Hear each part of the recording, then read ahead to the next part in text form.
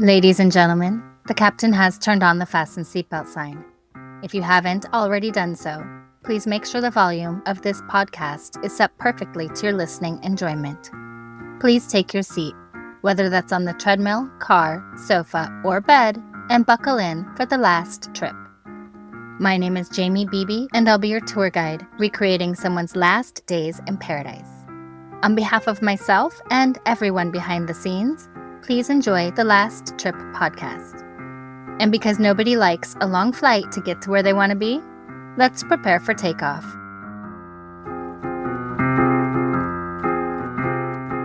In March 2020, 18-year-old Eloi Rolland left his homestay on Auckland's North Shore just before dawn. He was a French exchange student, curious, soft-spoken, and enchanted by New Zealand's beauty. And that morning, he opened Google Maps and searched the word Piha, a remote black sand beach known for its cliffs, its isolation, and its danger. He caught a bus, then a train. CCTV caught him walking alone as the city woke up. And by 9:18 a.m., his phone pinged one final time along Piha Road in Waitakere Ranges. And then, nothing. No more messages, no more movement, no more Eloi. Police scoured the bushland, dense, silent, and endless. But no trace of him was ever found. What happened in the misty hills outside Auckland? Did Eloi wander off the track, fall off the cliffs, or was something, or someone, waiting for him there?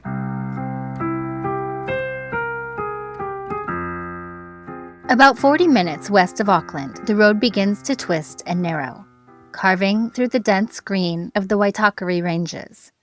The air grows cooler, the city noise fades, and then, almost suddenly, the forest opens up, and there it is. Piha, a stretch of black sand shimmering beneath volcanic cliffs, where the Tasman Sea crashes hard against the shore. It's wild, magnetic, and untamed. The kind of place that makes you feel small but deeply alive. Locals call it beautiful and dangerous. The dark sand, almost metallic in the sun, comes from ancient volcanoes that once shaped this coast. Rising above it all is Lion Rock, a massive volcanic remnant shaped like a sleeping lion, dividing the north and south beaches. Now, to some, it's simply a landmark, but to others, it's sacred ground. Before Piha became a getaway for surfers and artists, it was home to Tika Wairau Amaki, a Maori tribe whose ancestors settled these cliffs and valleys. Archaeological traces of their villages still cling to the rock, and with them, stories that have never quite left. And one of these legends tells of Hainrangi, a young woman who lost her husband to the sea. Now, day after day, she sat on the cliffs calling for him to come home, until one morning, she disappeared too. Now, some say her spirit still watches over Piha, guarding the coastline from the headland. Piha is a place of paradoxes, where postcard beauty meets raw isolation. The waves here are strong, unpredictable, and unforgiving. Rips can drag even experienced swimmers out to sea in seconds. Every weekend, surfers still paddle out chasing that perfect break. And behind the beach, narrow trails cut into the forest. Deep, shadowy paths that lead to hidden waterfalls and lookouts where you can see nothing but green and ocean for miles. It's peaceful, but easy to get lost. The community that calls Piha home is small, barely 1,000 people, but fiercely proud. Artists, surfers, conservationists, people who came here for solitude or to live off the grid. They build their own houses, fight to protect their dunes and forests, and keep the place as wild as it's always been. There's a surf club, a tiny community hall, and a handful of beach houses perched on the hills. It's the kind of place where everyone knows everyone, and they all keep an eye on strangers who linger too long. But Piha has another reputation too, a quiet one. Stories whispered by locals and shared in passing, about people who come here and never leave. About travelers who vanish into the bush or walk into the sea and are never seen again. In small communities, the truth can often get distorted, even lost. But in these cases, there is one constant, the belief among many that someone here knows something. Because Piha is more than just a beach. It's a threshold, the edge of something ancient, where land and spirit and sea blur together. And once you're out there, alone with the wind and the waves, it's easy to understand how someone could simply disappear. Piha is one of those places that draws you in, the kind of wild, untamed beauty that feels almost otherworldly. It's easy to see why travelers make the trip out there. The silence, the cliffs, the sense that you're standing at the edge of the world. But for more than a few visitors, Piha would become the end of the road. So let's get to know Eloi Rolland and what we know about his disappearance.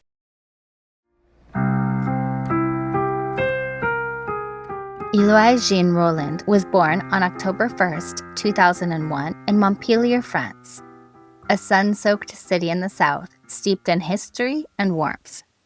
His parents, Thierry and Catherine Rolland, raised him with quiet care, his sister Aurore by his side. Now to them, Eloi was more than a son, more than a brother. He was calmness itself, a gentle presence in the household. Eloi carried within him a curiosity. As a child, he dreamed wildly of flying supersonic jets, of being a fighter pilot, soaring through the clouds. That ambition, bold though it seemed, nestled into the quieter parts of his nature. His love for adventure, for sky and for sea, and the long horizons beyond. He grew up strong, physically and mentally. He was fit, healthy, and athletic. By his late teens, he had already become a sailor instructor, gifted at mast, sail, and the balance of boat and wind. He knew how to read the waves, to catch the shifts in spray. He loved catamarans, perhaps because they spoke of balance. Two hulls steadying one another on the sea, as Eloi sought the same balance in his own life. Eloi was drawn to the wilderness, the smell of forest after the rain, the cold trickle of a creek, the benign sound of rustling leaves. He found solace in places untamed. Hiking became his new interest, not merely walking, but finding trails where few had wandered, places where the map ends and only nature leads. He was not loud. He did not seek the spotlight. Instead, those who knew him remember a teenager who was kind, curious, always willing to help. To friends, he offered his patience. To family, his soft voice and thoughtful words. He liked to isolate himself sometimes, just a little, to unplug. He often said that social networks and digital noise made him feel trapped, like a spectator in someone else's life. He longed to disconnect, to breathe clean air, to touch real things. In September 2019, Eloi left Montpellier for New Zealand, staying with a host family in Birkenhead on Auckland's North Shore. His purpose? To study English, to stretch his language, to discover a land of forests and ocean he had only seen in photos or heard about. Now, he was limited in English, but passionate. He wanted to immerse himself, to hear new accents, see new birds, walk coastal tracks. Now at home in France, Eloi had firm plans. He was due to enroll at Université du Toulouse to study engineering, a path that would combine his love of math, structure, and understanding how things work. But before starting that chapter, he hoped to perfect his English in New Zealand. He kept in regular touch with his family, calls, messages, updates on classes, on the weather, and how much he missed home. Friends remember that he sometimes felt that missing puzzle piece of being completely understood. And homesickness came. Loneliness crept in. But still, Eloi carried optimism. Small joys, like time with friends, surfing, being on a catamaran at dawn, maybe early morning hiking with only your breath and the birds for company. He was balanced, grounded most days, stable, according to those who knew him best. Some noticed a little fraying around his mental state right before he vanished. He wasn't perfect, no one is, but there was in him a center, a kindness, a quiet strength. Even in hardship, when the path stretched long or when language barriers stung, Eloi kept going. He held to his dreams, flying, engineering, exploration. And then, everything changed.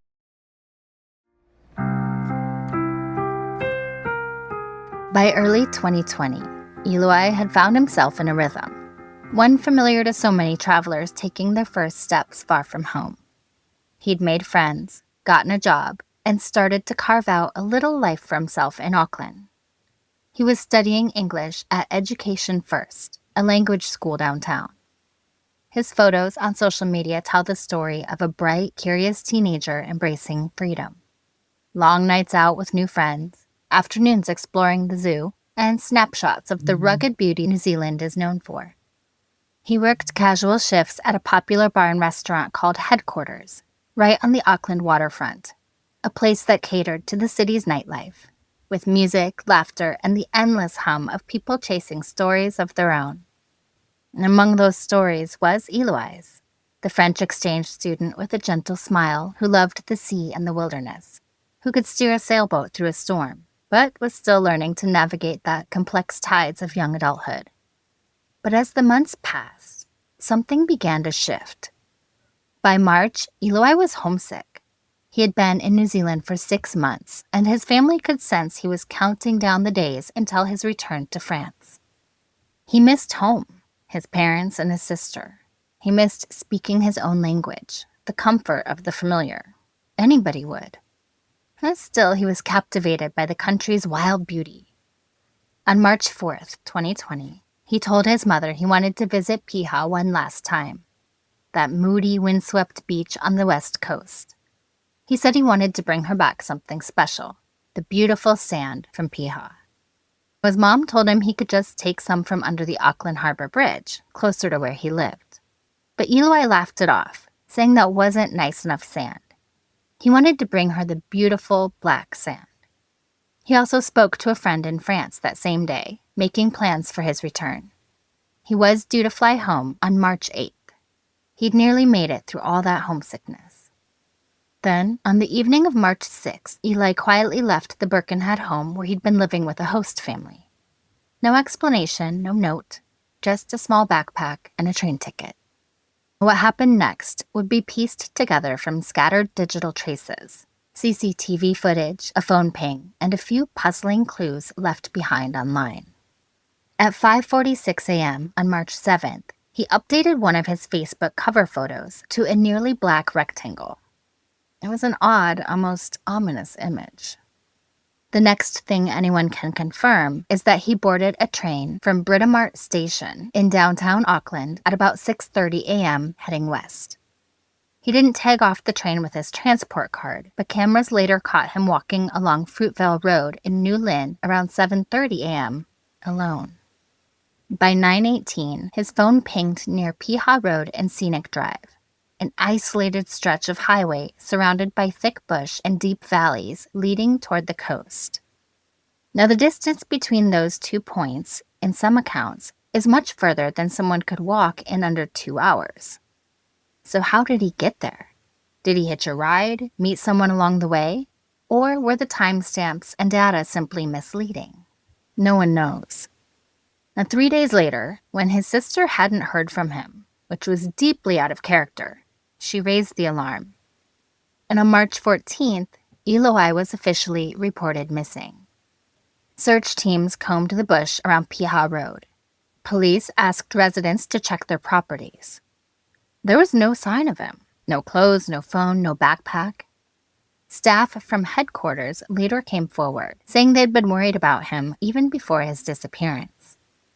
The owner, Leo Molloy, told Stuff newspaper that there had been grave concerns for his state of mind. He said Eloi had missed a few shifts and seemed distant, enough that the team tried to reach out to his parents for guidance, but the contact numbers they had didn't work. Still, his sister rejected the idea that her brother might have harmed himself. He had plans for school, for the future. He was supposed to start studying engineering when he got back to France. She said he had no suicidal intention. And while the police did express concern for his well-being, there was no evidence of a crime. Just a trail that stopped cold somewhere between the city and the coast. Then, the world changed. Within days of Eloi's disappearance, New Zealand went into lockdown as the coronavirus pandemic swept across the globe. His parents were desperate to travel from France to help search for their son, but the borders were closed. All they could do was wait. and that must have been pure hell for his parents. Now, as the weeks passed, their calls for information grew more urgent. Every day they felt more and more worried and more helpless. The silence around his disappearance grew heavier, the kind that settles over a community when too many questions go unanswered. The official search stretched deep into the rugged Waitakere Ranges, a vast expanse of dense bush, steep cliffs, and the wild coastline west of Auckland. Search and rescue teams logged more than 1,600 hours, combing the trails, valleys, and gullies between Scenic Drive, Piha Road, and the black sands of Karikari. They found nothing. Then, in April, a small flicker of hope appeared. Police discovered a T-shirt hanging from a tree in the bush near Karikari. It was weathered, caught on a branch, and for a moment, it seemed like it could be Eloi's. Investigators sent it away for forensic testing. And for a family locked thousands of miles away in France, it was the first tangible sign that maybe he had been there. But when the results came back, that hope collapsed. Police confirmed the shirt belonged to a local resident. Another dead end. Another false lead in a case built on fragments and shadows. On April 8, 2020, after a month of searching, police officially suspended the physical search for Eloi, pending new information. Now, by then, the pandemic had sealed New Zealand's borders, and Eloi's parents were still trapped in France, waiting, watching, begging for news that never came. But on the ground in Auckland, strangers stepped in to do what they could. Local volunteers, parents, hikers, students organized search parties through the Waitakeres, saying that if their own child went missing in another country, they'd hope someone would do the same.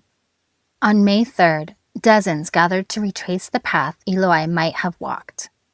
But despite the community's determination, that day ended like so many others, with no answers, and the forest as silent as ever. Now, police continued to follow every possible lead. On October 1st, what would have been Eloi's 19th birthday, his father made a public plea for information. He asked anyone who might have seen something, anything, to come forward. The family refused to let him be forgotten. And months later, a glimmer of hope surfaced. A woman came forward saying she believed she'd seen Eloi riding an Uber e-bike in the heart of Piha Township in the days after he disappeared. Her account was backed by several locals who claimed to have seen the same thing, the same boy, same backpack. Police looked into it. They contacted the woman again and Uber, but there were no records of Eloi using the app, no confirmation. Another path that vanished into the mist. There was also a sighting reported much further away at a campsite in Te Anau on the South Island. The woman who made the report was adamant. She described a young man who matched Eloi's features, his accent, and his demeanor. For a moment, the family dared to believe he might still be alive. Disoriented maybe, but out there somewhere. But again, that lead went nowhere. Police said there were no confirmed sightings. No persons of interest, no new lines to pursue. The file remained open, but it was growing cold. Now, as months turned to years, the investigation became a kind of haunting. Every so often, another rumor, another trace, another maybe, but nothing concrete enough to bring Eloi home. Eventually, when the police concluded that all avenues had been exhausted, the case was handed over to the coroner. And in late 2024, nearly 5 years after he vanished on that lonely road to Piha, Eloi Rolland was officially declared dead. That decision wasn't made lightly. Under New Zealand law, declaring someone dead in absentia requires clear evidence of disappearance, inactivity of bank accounts, and the total absence of contact with loved ones. Eloi met all those conditions. For his family, though, the declaration didn't bring peace. It brought new questions. Because in France, the investigation is still open. His parents filed a complaint for kidnapping and sequestration. They've never accepted that Eloi simply wandered off into the wilderness and disappeared. They believe something happened, something more than an accident. And until they know what that is, they're not going to stop asking questions. Because when Eloi vanished, one might assume it was a tragic one-off. A young man, alone, lost to the ruggedness of New Zealand's west coast. But the truth is, he wasn't the first. Locals will tell you there's something strange about these hills. How the mist moves in without warning, how sound gets swallowed whole by the forest. Some say it's the terrain. Others say it's something deeper. A pull, a pattern that repeats itself through time. People were noticing how many names already haunted these same trails. Hikers, travelers, locals, all gone under eerily similar circumstances. Let's take a look at a few more disappearances, the parallels, the theories, and the unsettling question that lingers over all of them. How can so many people vanish in a place so small without a trace?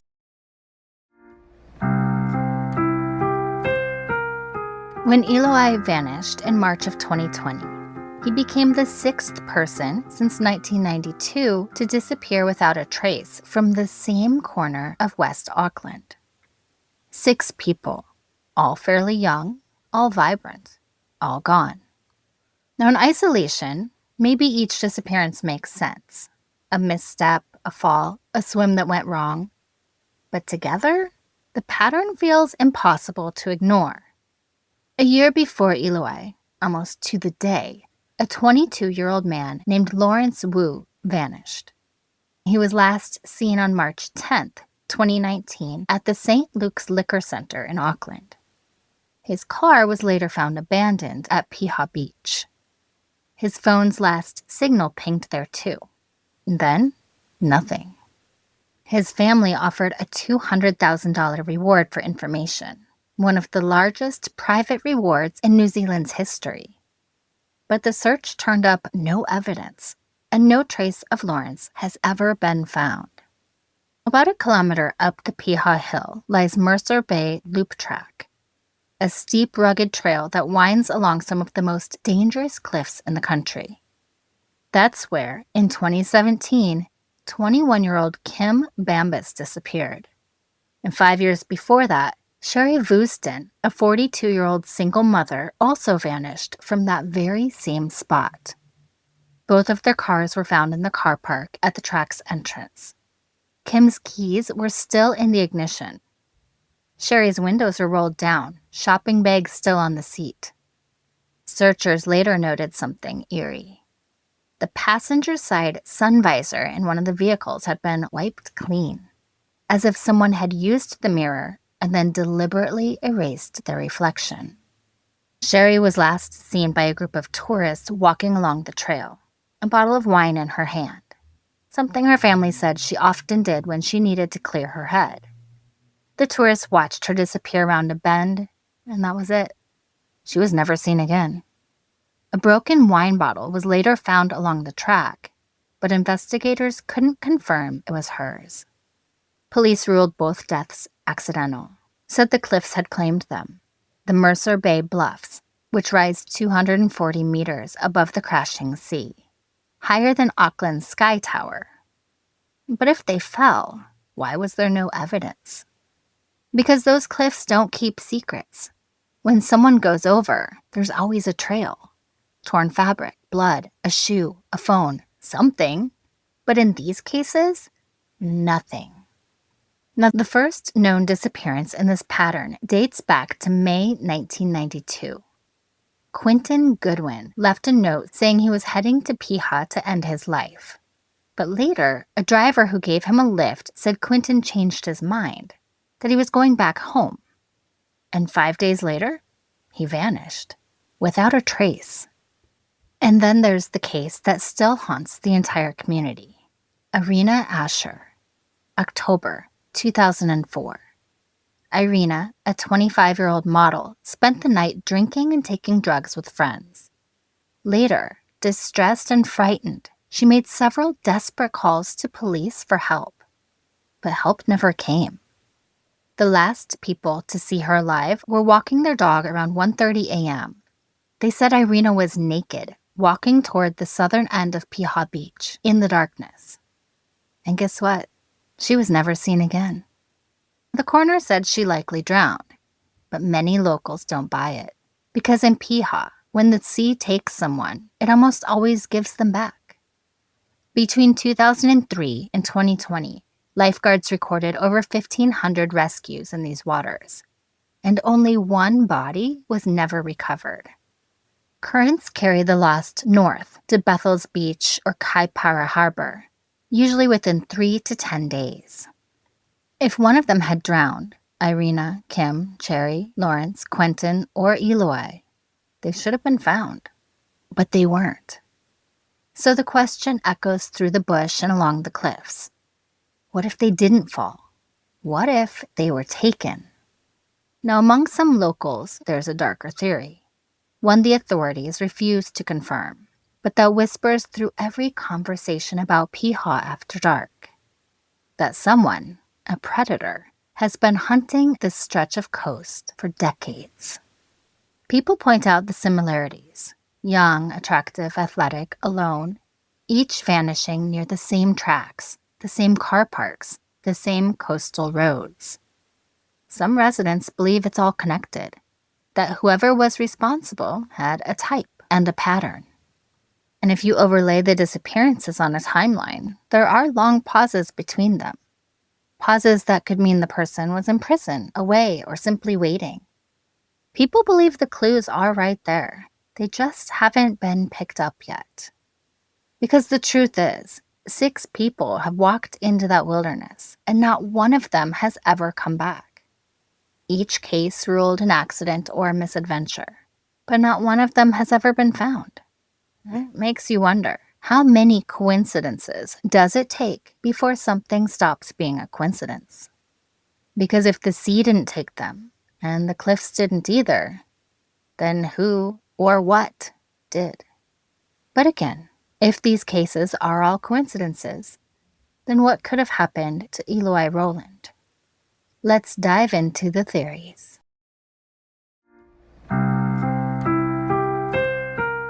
By the time the world began to open again after COVID, Eloi's parents had already been living in a kind of lockdown of their own.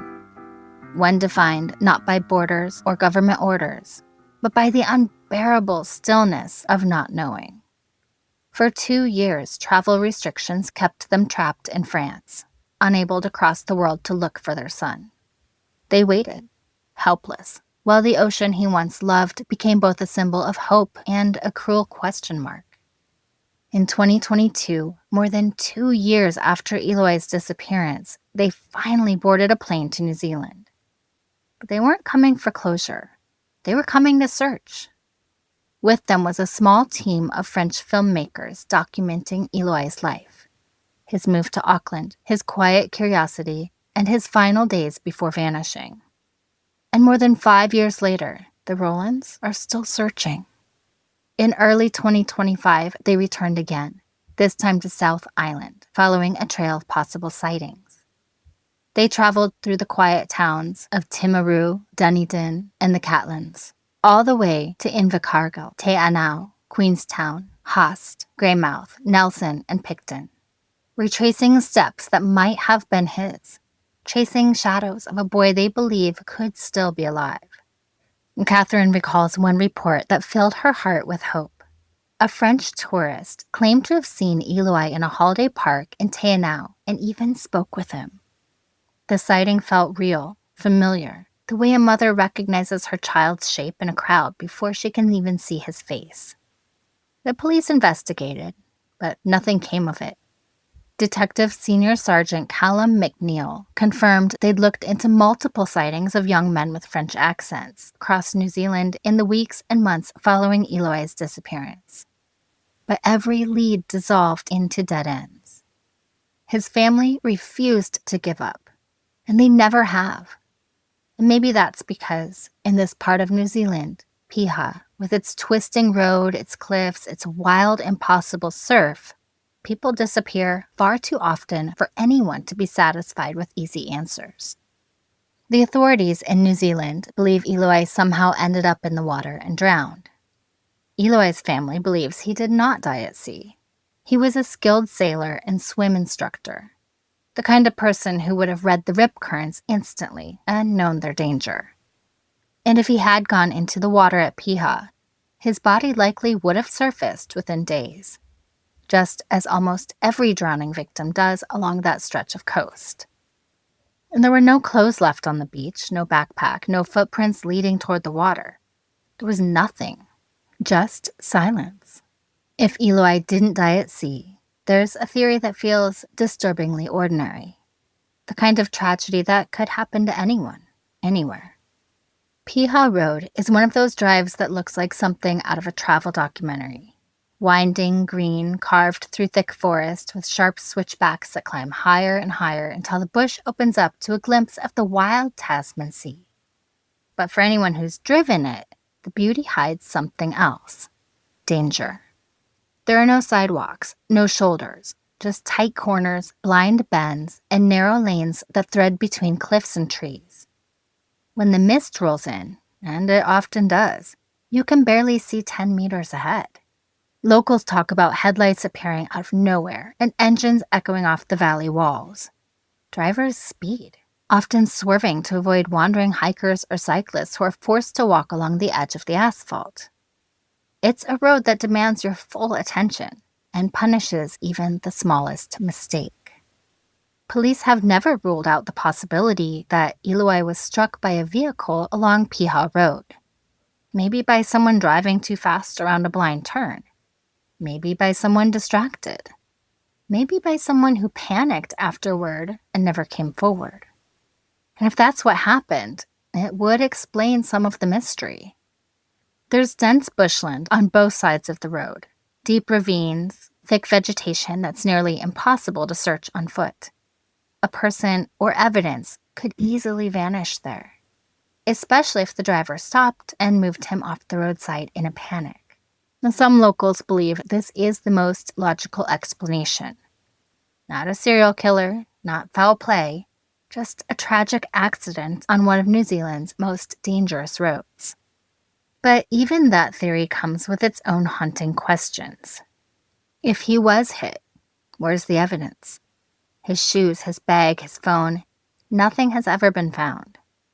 Police searched the area multiple times, with cadaver dogs, helicopters, and volunteers combing through the bush. Not a trace. It's as if the earth itself swallowed him up. And so, the Piha Road theory remains suspended between probability and impossibility. Believable in an eerie practical sense, yet somehow too clean, too neat for a mystery that still feels so unfinished. Because the truth is, people don't just disappear. Not completely. Not without leaving something behind. But if Eloi wasn't hit by a car, what happened? Because 5 years on, with no trace, no confirmed sightings, and no clues that truly make sense, the possibilities begin to blur between reason and imagination. There is the theory of foul play, that Eloi might have encountered someone with bad intentions that morning. The area between Waitakere Ranges and Piha Beach can feel almost unnervingly isolated. Once you're off the main road, it's nothing but dense forest, sheer cliffs, and trails that wind through the bush like veins, easy to get lost and easy to hide in. Locals say the atmosphere shifts out there. The deeper you go, the quieter it gets. Even the birds seem to stop calling. Now, Eloi, by all accounts, was kind, trusting, a young man who believed the best in people. If he'd accepted a ride from a stranger, or stopped to talk to someone, that small moment of human connection could have turned into something dangerous. His sister has said she fears her brother may have come across the wrong person, someone opportunistic, someone who saw a young foreigner walking alone and knew exactly how to make him vanish. And if you connect his disappearance to all the others who've gone missing around Piha, it's easy to wonder. Could there really be someone out there, hiding in plain sight, preying on those who pass through this stretch of coast? Maybe. Then there's the theory of abduction. It's one of the hardest for a family to talk about, but it's also the one that keeps them searching. Because if Eloi was taken, there's still a chance, however faint, that he's alive. There have been reported sightings across New Zealand, and each report gives his family a brief flicker of hope. But each one faded just as quickly when the evidence didn't hold up. Still, it's hard to ignore that so many people thought they saw him, alive, wandering, lost, but still here. And then there are some that wonder if he chose to disappear. Eloi had often talked about wanting to disconnect, to step away from technology, social media, and the noise of modern life. He once said he felt taken hostage by the networks, and that he wanted to spend time in nature, away from the present, away from the pressures of connection. Could this trip have been his escape? Maybe he'd grown restless. Maybe he wanted to live off the grid for a while, hike into the bush, test himself, and simply never came back. But that doesn't quite fit either. Eloi was close to his family. He called and messaged them often, sharing stories and photos from his time in New Zealand.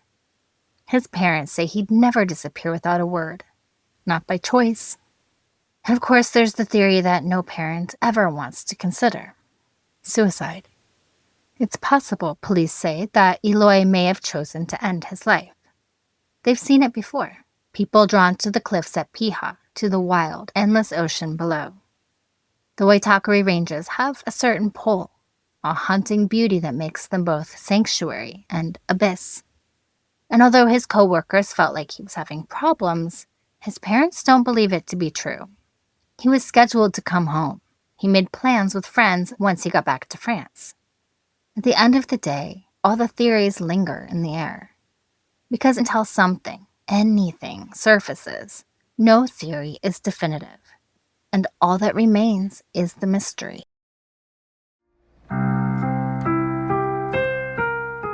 New Zealand is the kind of place that draws you in with its beauty. All rugged coastlines, emerald hills, and lonely roads that seem to lead to the edge of the world.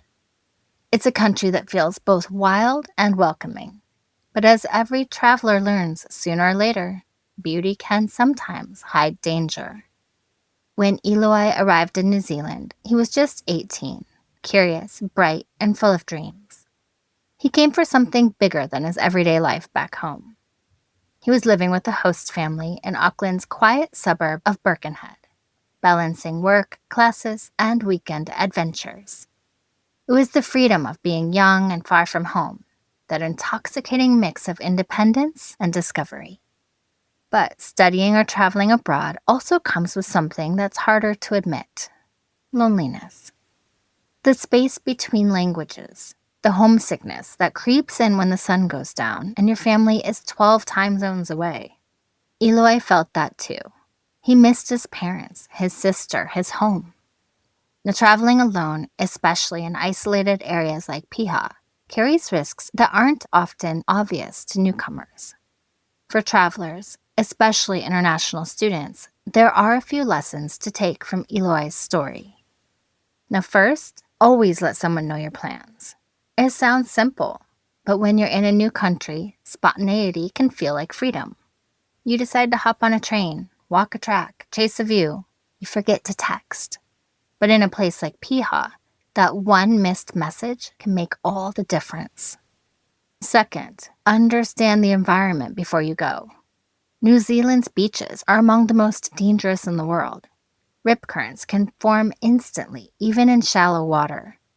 Always swim between the flags, and never underestimate the power of the ocean, especially if you're alone. Third, trust your instincts. If something feels off, the weather, the people, the road ahead, pause. There's no harm in turning back. Sometimes safety means saying, "Not today." And finally, if you're studying or living abroad and feel isolated, reach out. Homesickness isn't a weakness, it's human. Most host families, schools, and community organizations have support systems for international students, but they can only help if you ask. Eloi's story reminds us that adventure isn't just about the places we go. It's about the choices we make to keep ourselves safe while we're there. If you find yourself in a place like Piha, standing on that black sand, watching the waves crash under the Lion Rock. Take a moment to remember Eloi. Remember to respect the sea. Remember to call home. And remember that even the most beautiful places hold secrets. Because sometimes the most dangerous part of a journey isn't the wilderness around you. It's believing nothing bad could ever happen there.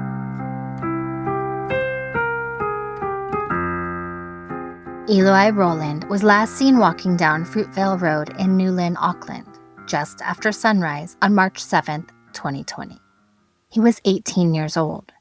He was wearing a blue and white jacket, jeans, and dark sneakers, carrying only a backpack. Somewhere between the city and the sea, Eloi vanished. For more than 5 years now, his family has lived between hope and heartbreak, holding on to the idea that maybe, somehow, he's still out there.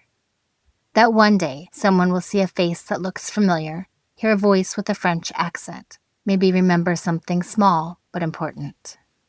Because every story like this one, every missing person, starts with a single clue. And sometimes all it takes is one person to notice. Eloi's parents have never stopped searching. Even now, years later, they still travel across New Zealand, retracing his steps, clinging to the belief that answers might still be found. They say they will always be there for their son, no matter how much time passes, no matter how far the distance.